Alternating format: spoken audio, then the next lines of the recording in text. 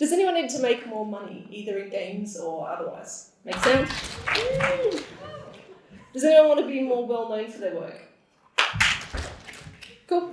Is anyone working around family commitments like kids or anything like that? Okay, a couple? Awesome. So I'm not going to give you money, I'm not going to land you a job today or make you famous or babysit your children. I'm not even going to give you advice unless you find me later wanting advice. Oddly enough, I do actually give advice to a lot of people on how to get started on their careers in and around games. I give feedback to people who want to write for games magazines and who then land the job and write much better pieces than I've ever written, unfortunately. So that's weird. My mouse cursor is like all the way over there. Cool. I've also been mentoring video game composers at the Australian Institute of Music in Sydney for 4 years. Last study period, I even found myself mentoring 9 students for 1 hour a week each as part of their major study composition program. 9 is a lot, and that is the giant head of Joel Pearson from when my video game ensemble was on Good Game. So this is one of my mentees, Prema. This is used with her permission, of course. She made music for Projection by Shadow Play Studios. She's pictured here showing the game at PAX last year, and Prema is one person to whom I regularly give advice. Receiving advice, however, is like borrowing somebody's glasses. Do these improve your vision? What do you think? I don't think the answer is probably I should get my test. Awesome. That was a joke I was prepared to make, but this person stole it. Awesome. So, essentially, what I was going to say was these glasses, they're made for my eyes and they do correct my vision. But if they improve yours, it's probably mostly by sheer luck. And you're still better off with a pair that is made specifically for you. So that's the kind of where I'm getting to at the moment. So when mentoring people like Prema, before giving advice, what I tend to do is I tend to ask a lot of stimulus questions about her work, her interests, her personality, her culture. Just like an optometrist will measure your eyes, I found that career advice is much more relevant if you've carefully measured your bigger picture before you start kind of trying to work it out. I'd like to ask you a bunch of really simple questions and show you how answering them for myself helped me to find some really great work in and around games. You can answer these questions later, you can answer them now, just listen, I'll link them to you so that you can find them later if you want to find them later. It's all good. So the first question is like super easy. What can you do? I asked myself this point at a time in my life when I'd been a stay-at-home mum for several years, writing for PC Power Play in these evenings, but keen to increase my workload. I didn't really feel like I could do much beyond changing nappies at the time, but that's not true. I can teach, I'm a musician, I can write, I can use twine, just general bits and bobs. So wherever you're at in your life at the moment, think about the things that you can do, even if you haven't done them in a while. Don't worry about the things that you can't do. They're irrelevant for the moment. I once taught a kid with no arms, and could he play the drums? Yes, he played really well with his feet. What couldn't he do? I actually have no idea, because it wasn't relevant to my music lessons. So we're kind of, when you're thinking about your future career, think about the things that you can do. Don't worry so much about the things that you can't for now. I've thrown in a couple of things which are not game related, things which people may take for granted. I can cook pretty well. I can remember the year 1987. I can run a 5K pretty well. I could run a 10K with a bit of effort and training probably, so I've put a star next to it because it's aspirational. What could you do that's just a little bit out of your comfort zone? Because they're kind of relevant too. These are some examples. When you're thinking about what you can do, add as many bubbles as you can, be creative, be flexible, be thoughtful about the stuff that you can do. What do you have? So the realities of life and the physical stuff. I hadn't really taken stock of the responsibilities and stuff when I was still with my kids. So I have kids. I'm healthy and optimistic. I have a Selmer Mark 6 saxophone that is worth more than my car. I love it. I have composition software to compose with. I have a gaming PC. I'm not too worried about what you don't have. So if you're taking stock of what you do have, don't worry about it if you don't have it. If you need something or if you believe you need it, you could say, I could have Ableton 9 Live Suite if I paid $1,049. But if you would consider paying that, then keep it on there. If not, then strike it off. Okay, how are you qualified? I talk to my students a lot about qualifications because I work in a uni, but it's amazing how after having children and writing for PC Power Play, I'd largely forgotten that I am actually a qualified person. I have a Bachelor of Music Education. I have a Master of Social Development. Neither of them are game related, you'll note. I have added a WISE accreditation in recent years. I'd like to spend more time doing Unity tutorials. but collect together all the things which you're qualified to do when you're thinking about your work kind of stuff. So if you have no qualifications but you may realistically study, put that down. There are a large number of people in games with no or unrelated formal qualifications, so don't stress if you're not getting them. We've focused on what you do have when we're collecting together these bubbles. And then, what is your past work experience? As of 2019, including the work I have found in the last 6 years, I've been writing for PC Powerplay for 12 years, that's a really long time. I've taught in high schools for 6 years before I had my kids. I taught in a uni for 4. I won Fail Better Games as World of the Season competition. And if you've won awards for the things that you've made, don't forget about them. They may be relevant to like a future work kind of picture. I worked for a food courier and in a supermarket, and I learned a lot about responsibility in these roles. And I have credits on several games, including Megan O'Neill, Severed Hand Model, and also music and writing credits. So I've collected together basically my work experience here. And all of your work experiences add up to how you work in the future. I think they're all relevant when you're considering future work and how to make your work more meaningful. If you have no work experience, it's probably time to get some, including if it's volunteer work. I volunteered with a music therapist for a while. It was an awesome experience. Consider doing something altruistic if you want to volunteer, not working on a game which makes its creators money, but not you, because you'll still get a lot out of it. Now, I know that you know all of these things about yourself. I mean, your bubbles will be quite different to mine. That's the whole point of this talk. But when was the last time you brought all of these bubbles to mind together? So when did you actually think about them? When did you think about all the things that you can do, all the things that you have, and so on? And when did you last consider where they all intersect with each other? So there are more questions coming, but a little aside about how these intersections work first. So if you want advice about how to spend your time looking for games work, or how to change your games work, or get more satisfying games work, examine these intersections beyond aspects of you in isolation. The intersections are certainly where I've done my most interesting and most satisfying work. So for example, I landed my role mentoring video game composers in a university because I have a master's degree. The fact that it's not related to teaching or music or games is irrelevant. They were always going to employ someone with a master's degree because that's how the uni gains accreditation. However, I do have a music teaching degree, 6 years of experience teaching music in high schools, and some game credits which my employers liked the sound of at the interview. I didn't tell them about the severed hand one, just the music ones. My master's degree is irrelevant, but I can do the job. While teaching, especially when I'm overwhelmed, I cook banana bread because it makes students like me. And I often am able to dive into Wise, Twine and Unity when I'm teaching my elective and video game ensemble groups. So that's a whole bunch of the bubbles together. And then I also started writing for PC Powerplay literally the week after I had my first child, because I knew that if I didn't turn games into a career at that point, I'd never be able to sink proper time into games again. I've written for one media outlet who asked me to stop referring to my children in my reviews.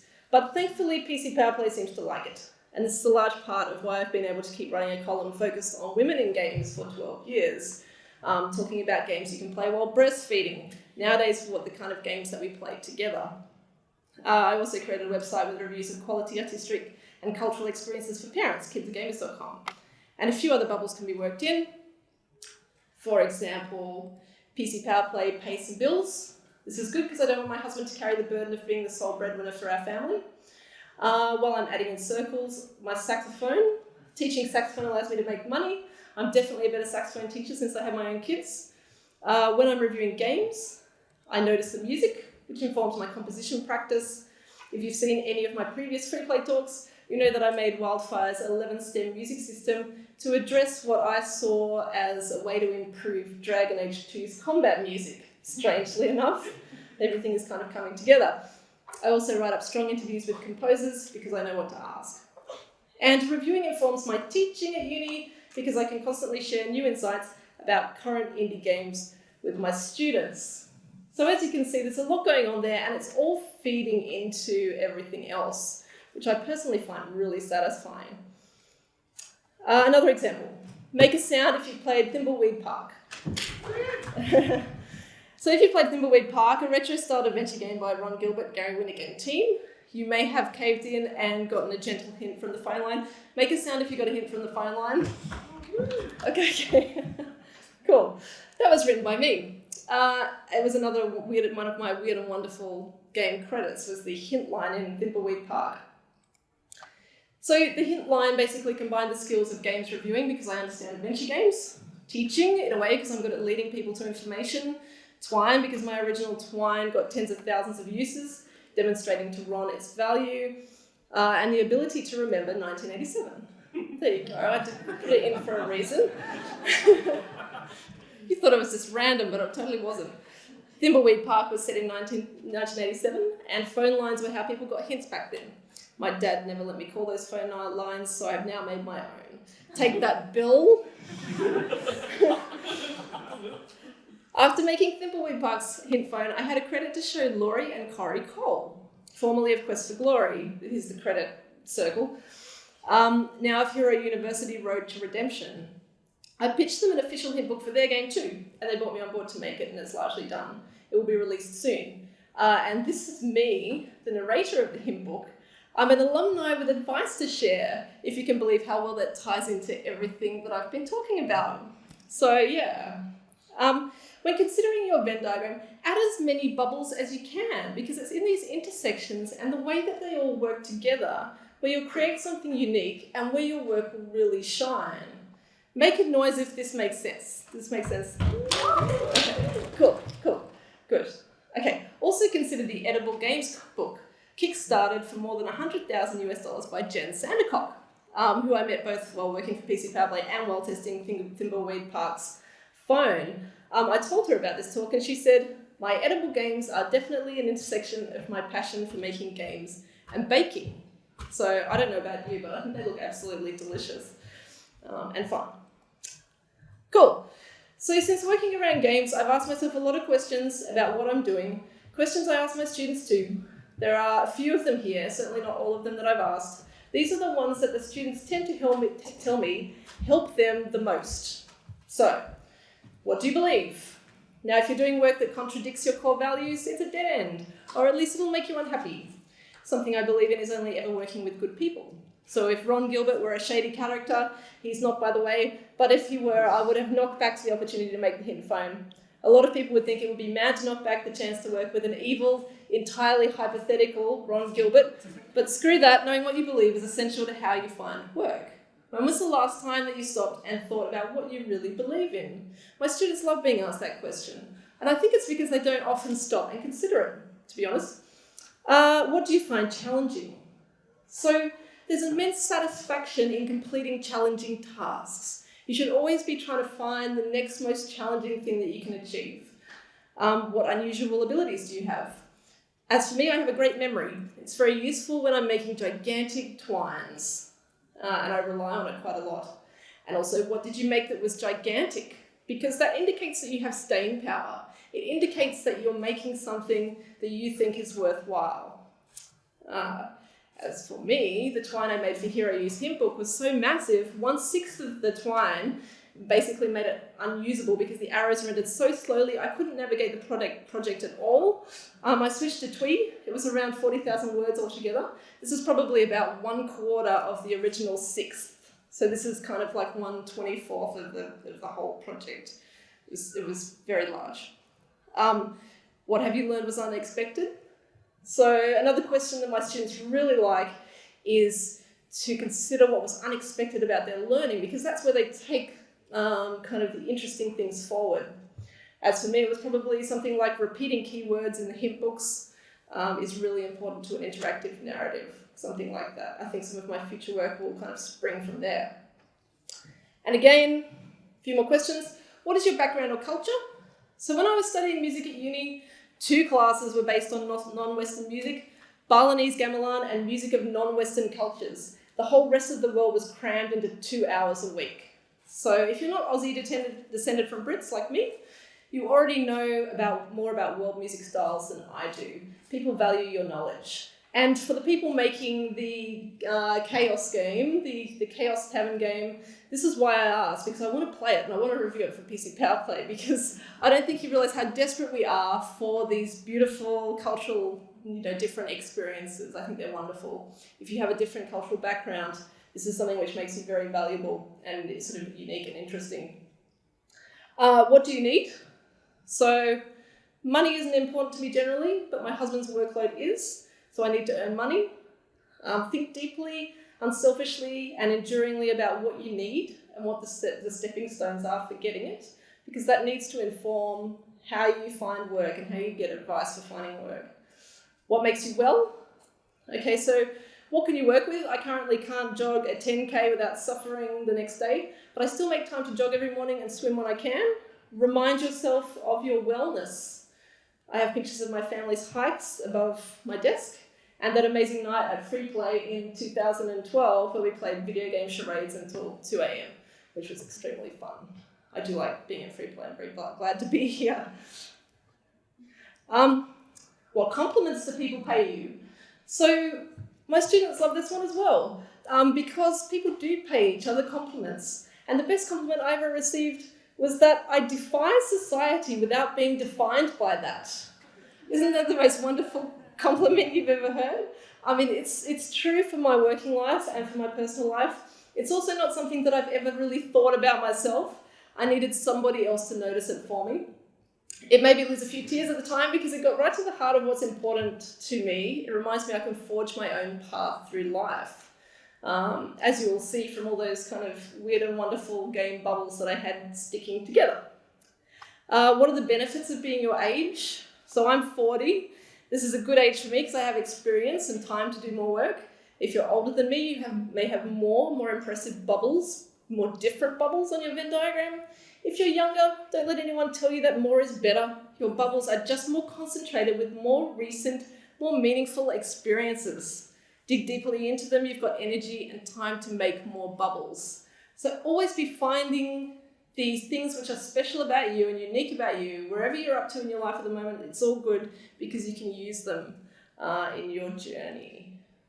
Okay, so you may look at my bubbles or your bubbles and see a big mess. Are they relevant to this dream job or ideal kind of job that people made sound for at the beginning?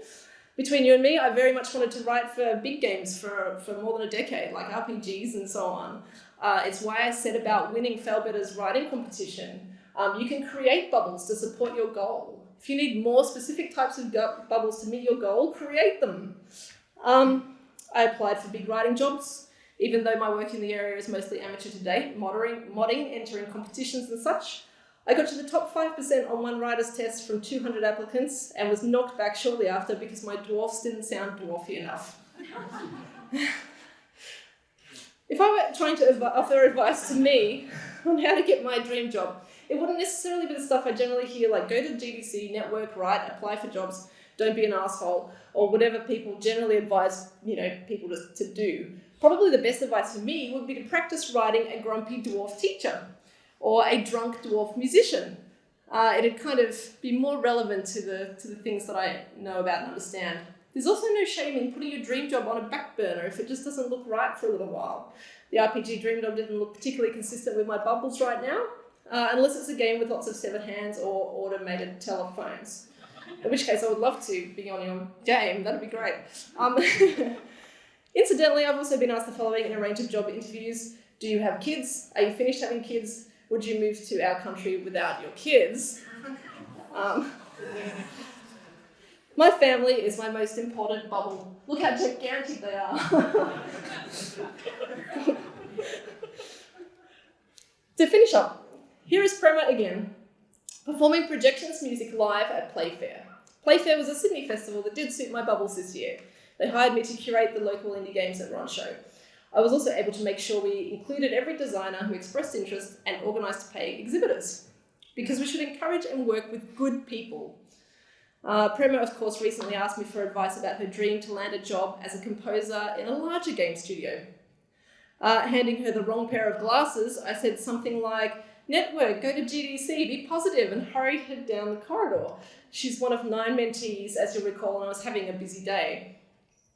So this talk collects together everything that I wanted to say to Prema in that moment. And I did, I gave her this talk so that she could read it, and she was very grateful, which is good. And now I've said it to you. I have one final question. If you never get that elusive dream job or dream role, or you never create it for yourself or whatever, what will happen? And I guess the answer is that if you make your own way through games thoughtfully, carefully, combining what makes you most special, putting all those bubbles up there and seeing how they fit together, it'll be wonderful anyway. That's about it.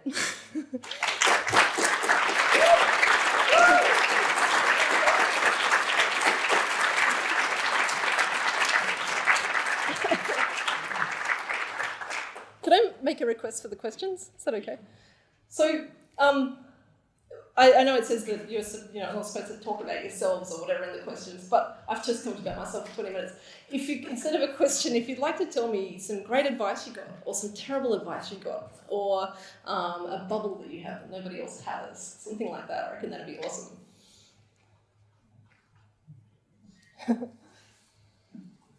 Or a question about the hint phone. I'll answer anyone if anyone's stuck in Thimbleweed Park.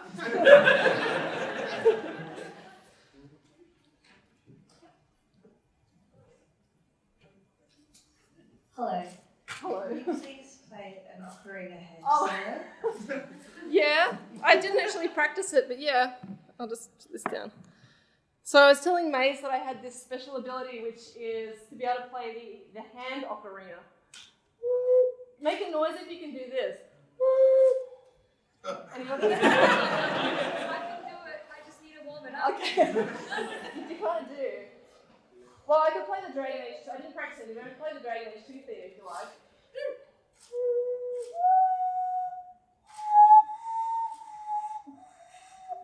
Not very warm.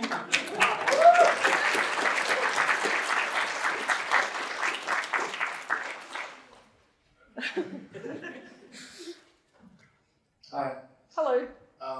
You said to relate some advice that I might have gotten. Yeah. Early on in my career, one of the best pieces of advice that I was given was to use the press. That games journalists want to write stories and they want to write an interesting game. So I really appreciate you mentioning to the Chaos Tavern people that you want to write about their stories and you want to find that. So yeah, thumbs up, and I encourage you to speak more about that, because I think us game developers, we don't, games journalists are a bit of they're a bit opaque. We don't really understand how they function, and we think that they only are interested in the big AAA games, but I think there's more to that, right? Wow. Yeah. So one of the large problems at the moment in indie game coverage is that there's not a lot of people buying it. So PC Power Play's pages have diminished. I'm running less than about a third of what I used to write a couple of years ago. However, yeah. So I think games journalists, they want to be contacted by games which are different and unique and special. Certainly something relating to Indigenous culture would be right up my list of things to look at straight away, because I think that's really important. So especially if your game has some unique or interesting or different value, certainly like to take a look at it. But yeah, I can't speak for the entire games journalism scene, but yes.